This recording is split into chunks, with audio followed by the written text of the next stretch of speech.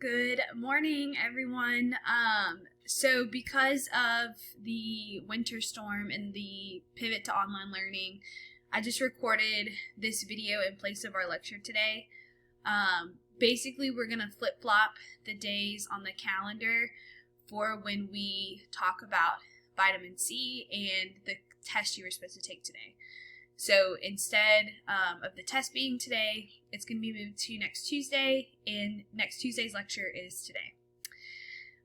So if you haven't already done your CPA for Chapter 11, I want you to pause this video and work on that. That is going to be due tonight at 11:59 p.m. since you have class time to complete it. Once you're done with that, there's only 5 questions. You can come back to this presentation and be sure that you're caught up for when we start lecture on Chapter 11 again next week. And of course, I wanted to show you Petro. Buddy, he's here too. He's wearing his Christmas jammy sweater since it's been so cold. But let's go ahead and get started. So today we are focusing on vitamin C, which is one of the water-soluble vitamins. In Chapter 10, we talked about the fat-soluble vitamins. So as we continue in Chapter 11, we're going to see some things that distinguish our fat-soluble vitamins from water-soluble vitamins. And today we'll see how vitamin C is a bit different than the fat-soluble vitamins previously discussed. So go ahead and pause and think to yourself, okay, what did I learn about fat-soluble vitamins? Generally, how are they absorbed? What is necessary for their absorption? And you should think about that fat is necessary, bile is necessary for their absorption into the enterocyte so that we can make those me cells. And then once they are brought into the enterocyte, they are going to be typically transported via chylomicrons throughout circulation and carried to different organs and tissues as necessary. Our water-soluble vitamins are going to take a little bit of a different pathway because they don't require fat to be absorbed. And so bile isn't going to play as important as a role here with our fat-soluble vitamins. So water-soluble vitamins also in general have unique characteristics in that they are a lot of times involved in energy metabolism, and our water-soluble vitamins are components of a lot of physiologically important compounds. So today we're just going to see how vitamin C alone is really important to the formation of some compounds that are important to the body and our metabolic processes. We also see our water-soluble vitamins often act as coenzymes. And basically what a coenzyme is a substance that is required to allow an enzyme to function. And along with our fat-soluble vitamins, we also have to consider both deficiency and toxicity conditions related to the consumption, inadequate or excessive, of our water-soluble vitamins. We are going to excrete them a bit differently. Most of our fat-soluble vitamins, we saw that they were going to be excreted through stool or bile. Here, with our water-soluble vitamins, because they are water-soluble, we're going to see them being excreted more so by the kidneys. But that doesn't mean we don't hold on to them or that they can't have toxic effects themselves.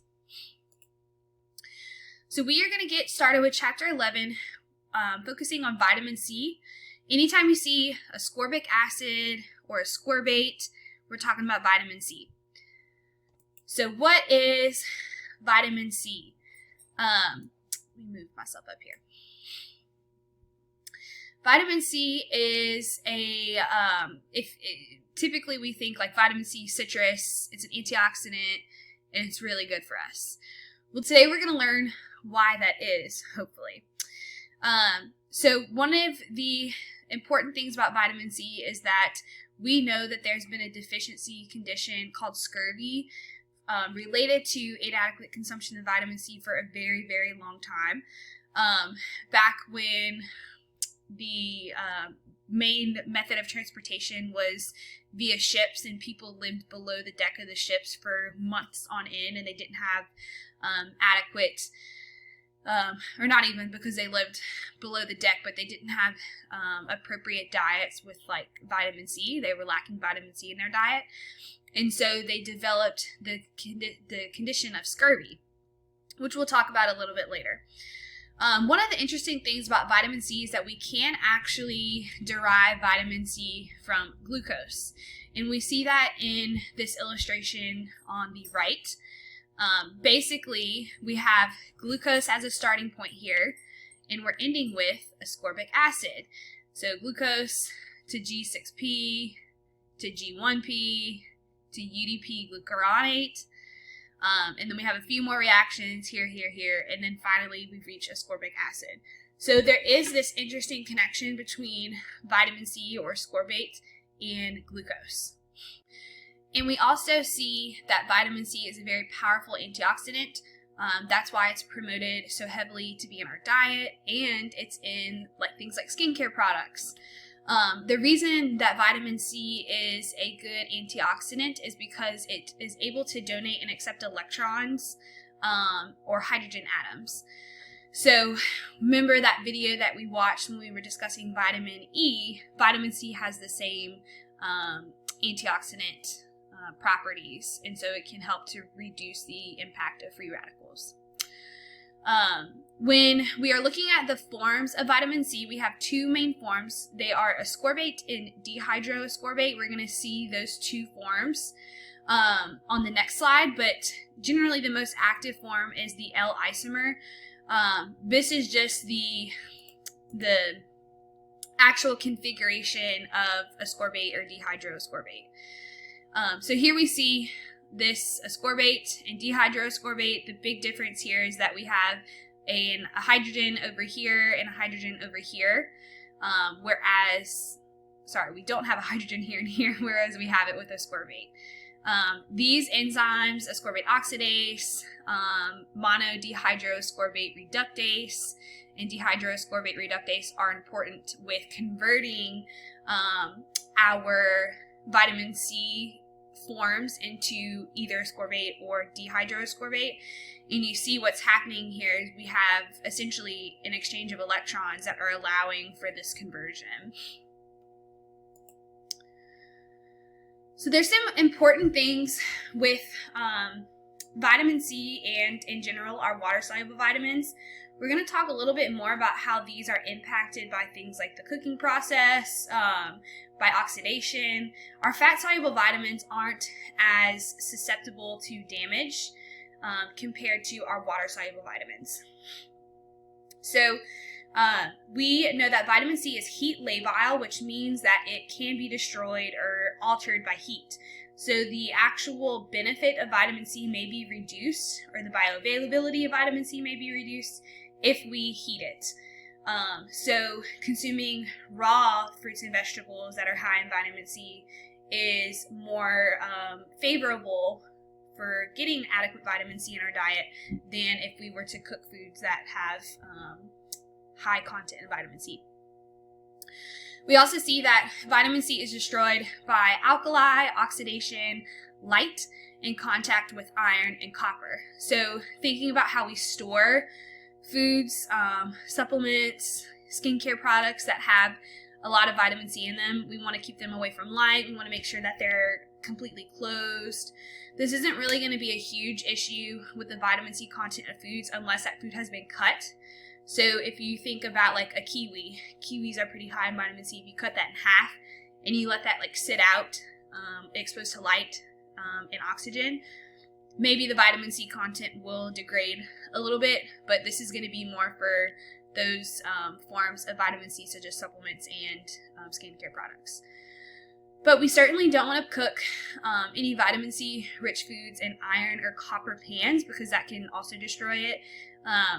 So we have to be mindful of these things, you know, as dietitians when we're making recommendations for people if they have poor consumption or some issues with vitamin C consumption. As far as absorption, we see that vitamin C is absorbed in the jejunum and the ileum. I've pointed both of these out here, as you can see. And we have two different sort of methods of transport depending on the form of vitamin C that we are looking at. So remember, we have ascorbate and we have dehydroascorbate. Again, we're going to see how there's a connection between vitamin C, in this case the dehydroascorbate form, and glucose, because we actually use our glucose transporters to transport dehydroascorbate or dehydroascorbic acid, or transport that into the cells. Okay, so we see here dehydroascorbate, or DHA in this case, is absorbed through our glucose transporters, whereas our ascorbate forms are going to use SVCT1 or SVCT2.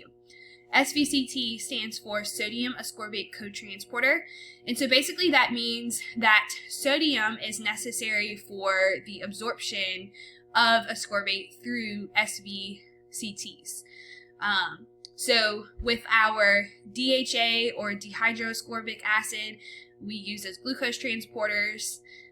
So whenever we are absorbing glucose, we're going to be able to absorb this vitamin C. And with our ascorbate form of vitamin C, we're going to use these SVCTs, and sodium is required for that.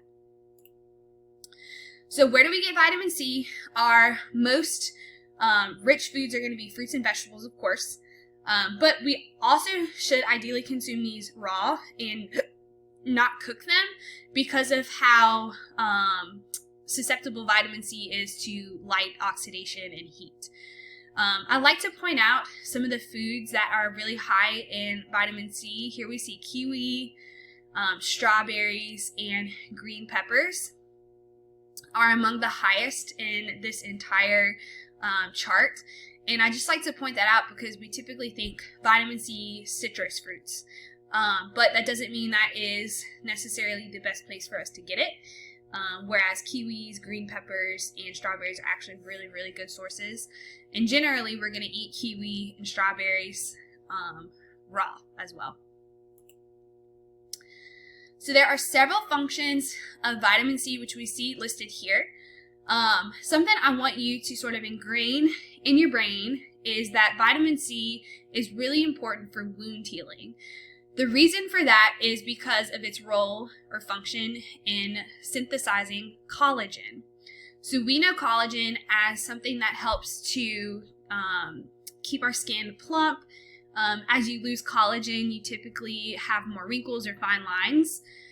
And collagen also plays a role in sort of keeping our joints healthy, and also with recovery after any type of joint or muscular related injuries. But basically, vitamin C is necessary for the synthesis of collagen, and collagen is very important in healing of skin, maintaining skin integrity. So in this picture below, we see what collagen's role in maintaining skin integrity is. Basically, collagen is necessary for creating these sort of like coils and helping to plump the skin and to improve the integrity of the skin. In this top picture, we see how dehydroascorbate and ascorbate are playing a role in the synthesis of collagen itself.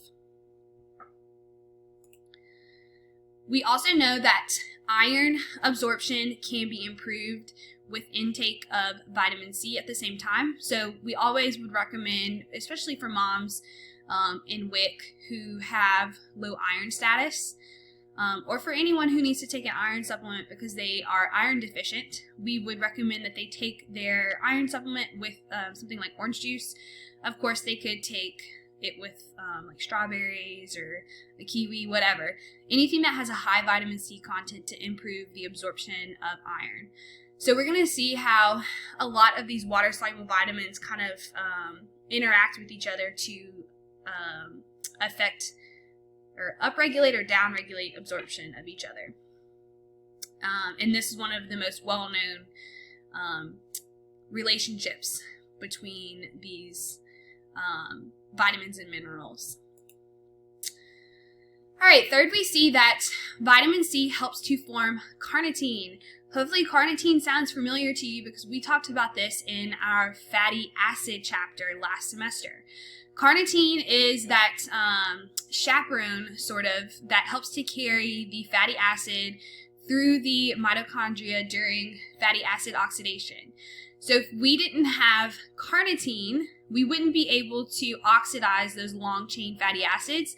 And that means if we didn't have adequate vitamin C, we may actually have an issue with oxidizing fatty acids or making energy from our fatty acids. So think of carnitine, fatty acid oxidation, and we need vitamin C for that. We also see that vitamin C is important in the production of neurotransmitters. Here we see that vitamin C is critical in the conversion from phenylalanine all the way to norepinephrine. Norepinephrine is one of those catecholamine neurotransmitters that we've discussed a lot. We know that norepinephrine is a neurotransmitter, but it also impacts our metabolic rate. So we see here ascorbate and dehydroascorbate. We also see vitamin B6, which we'll talk about after vitamin C. And then we also see ascorbate here and here. So vitamin C is heavily involved in the conversion of phenylalanine all the way to norepinephrine. And things like tyrosine and L-DOPA and dopamine should also look familiar as well. We also see that vitamin C helps to convert tryptophan to serotonin. This is one of those important amino acid conversions. And we know that tryptophan can be converted to serotonin, but we have to have ascorbate or that form of vitamin C to be able to make that happen as well. Of course, we know that vitamin C is water soluble and it's an antioxidant. But it also can help with the release of some adrenal hormones. And if you think about, our norepinephrine, that's released by the adrenal gland. But it can also be involved with vitamin D in helping to prevent oxidation of our LDL cholesterol, our low density lipoprotein, which is helpful with our heart health. As far as recommendations for consumption of vitamin C goes, the DRI is set at 75 to 90 milligrams per day. So just for fun, let's go back and look at this chart.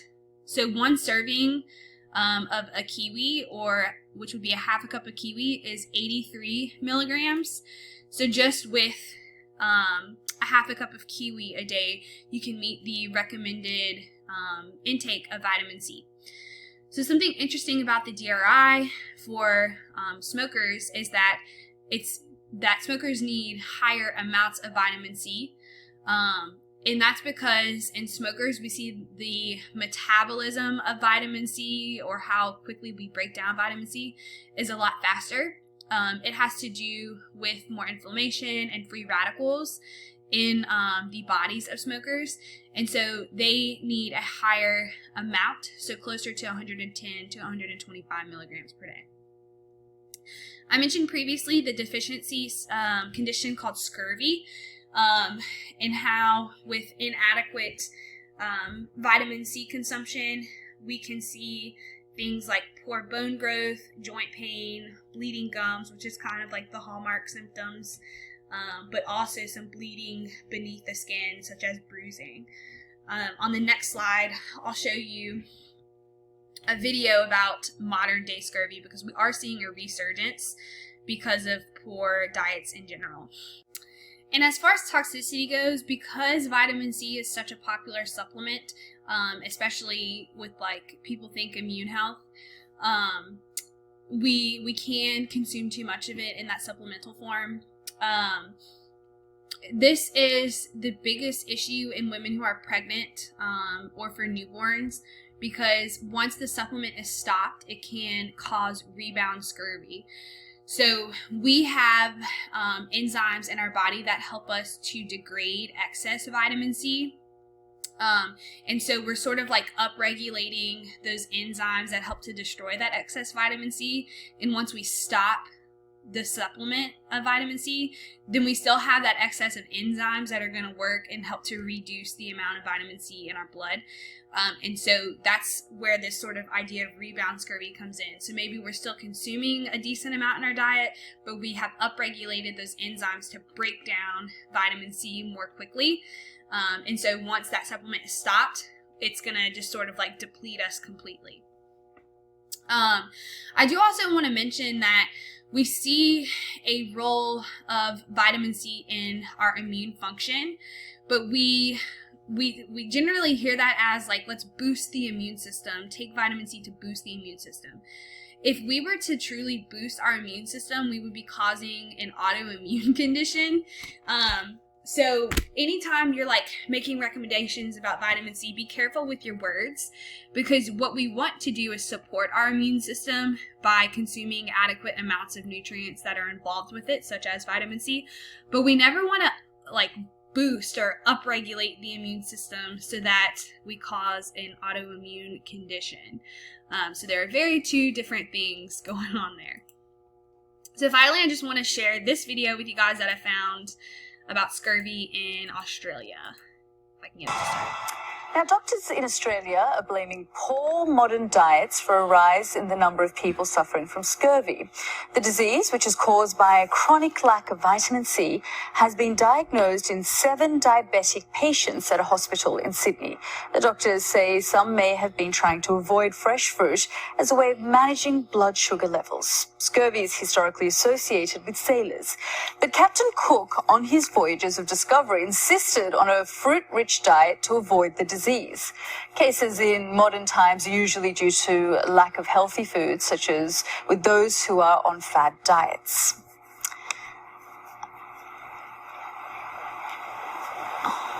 With me now to discuss this further is nutritionist Rhiannon Lambert. Rhiannon, thanks so much for coming in. We're just saying there it's associated with something from the 17th and 18th century. Are you surprised that it's re-emerged? It's sad, and it is a big surprise in today's current society, where you would expect we have so much choice to so many healthy items and so many different types of healthy foods out there, that we're still lacking the essential nutrition in our diets to protect us from diseases such as scurvy, which we did, let's face it, assume it was pretty much extinct, really. So, I mean, with this case here, we're hearing that a number of patients were not eating fruits and vegetables because of concern of sugar levels. Now, this is pretty concerning, because there's been a lot of talk recently in the media on obviously sugar intake, and actually you've still got to be careful that we're getting that balance in our diets. I think the word balance is pretty crucial. So a portion of fruit a day, lots of vegetables, because the vegetables contain vitamin C too. So scurvy is prevented with enough vitamin C, and vitamin C is linked to the collagen production in our bodies, so all the connective tissues. And if you don't have enough vitamin C, then you're obviously at risk of scurvy. So I would always advise clients of mine personally to have at least 2 portions of fruit a day and tons of colour, I think, in the diet. Well, what can actually happen to you if you get scurvy? Scurvy, as I said, is linked to the collagen production in the body. So if you don't have the connective tissue in place, then your joints are going to suffer. You can get bleeding internally in the joints, bleeding in the gum area and the teeth, feel very weak. And of course, vitamin C is linked to iron production as well. So you can't absorb iron efficiently without vitamin C, so you'll get anemia. And all in all, it's a pretty debilitating illness. So we've just seen some images there of ulcers and things like that. So recovering from some of these wounds, the healing process, it takes longer, does it? Of course, it takes time, and you actually need to make sure you're definitely getting enough micronutrients. That's the vitamins and minerals in the body, because everything works together. You can't just supplement with vitamin C, because everything works in the body like a load of cogs, like a wheel. So you need enough B vitamins, C, iron, the macronutrients, protein, carbs, fats. Everything works together, which is why fad diets that exclude a whole food group will never be good for the body. And so we're seeing this, a number of these cases in Australia, but are we seeing it elsewhere? It's the first I've heard, if I'm being honest, about this, scurvy in particular. It is pretty shocking, especially in Australia where they have such access to beautiful fruit. It is very surprising. So hopefully we're not going to see more cases elsewhere now the awareness is being raised again. Well, as you say, I'm Australian, so I am quite surprised given all the fruit and vegetable. Thank you so much, Rhiannon, for coming in. So I like to include that video just because I think it's interesting. It's not necessarily all due to lack of access to nutritious foods, which certainly can be the case in certain places like food deserts. But you guys are going to see a lot of individuals who are hearing a lot of misinformation about what they should and shouldn't include in their diet. And fad diets are very common as well, and they can be problematic in so many ways. But the idea that people should avoid fruits because of the carbohydrate or sugar content is very prevalent, and this could certainly impact individuals' vitamin C levels, and because of that, iron levels. And we know both of these are very important to our overall health. So that's going to conclude my presentation. If you have any questions, please don't hesitate to send me an email. Like I said, your Chapter 11 CPA is going to be due tonight. Since you have class time to work on that, if you have any issues turning that in, just shoot me an email and let me know. Otherwise, y'all have a good weekend and stay safe.